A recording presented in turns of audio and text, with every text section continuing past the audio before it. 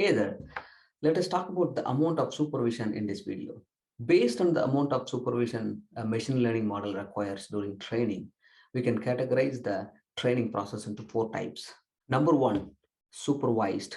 Number 2, unsupervised. Number 3, semi-supervised. And number 4, reinforcement.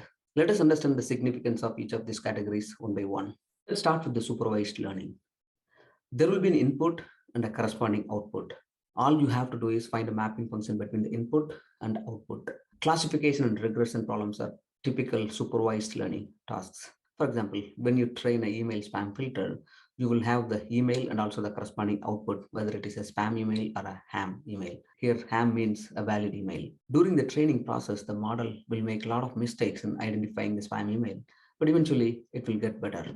Some examples of supervised learning algorithms are linear regression, logistic regression, support vector machines, decision trees, random forests, and also neural networks. Neural networks also comes under the unsupervised category. Unsupervised learning. Here, you will have the input but no output.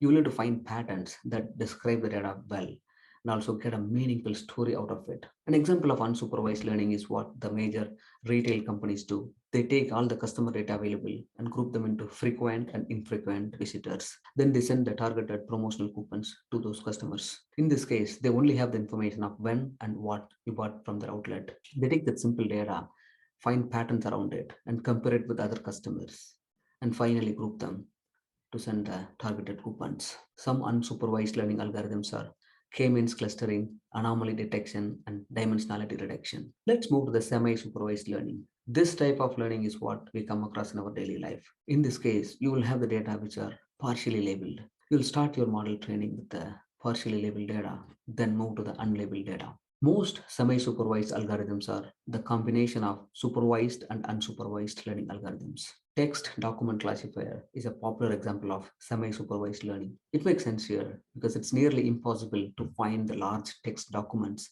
with labels in place. Finally, the reinforcement learning. This type of learning is inspired from the human psychological behavior, where there is an agent inside an environment. This agent performs actions to get either rewards or penalties based on the outcome, if it's positive or negative. The agent likes rewards and dislikes penalties.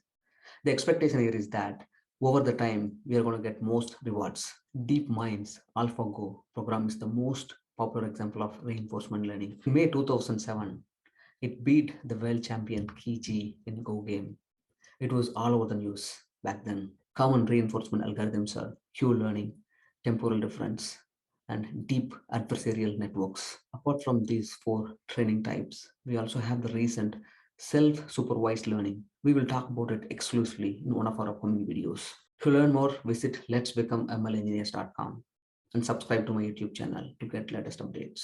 Thanks for watching and stay ready.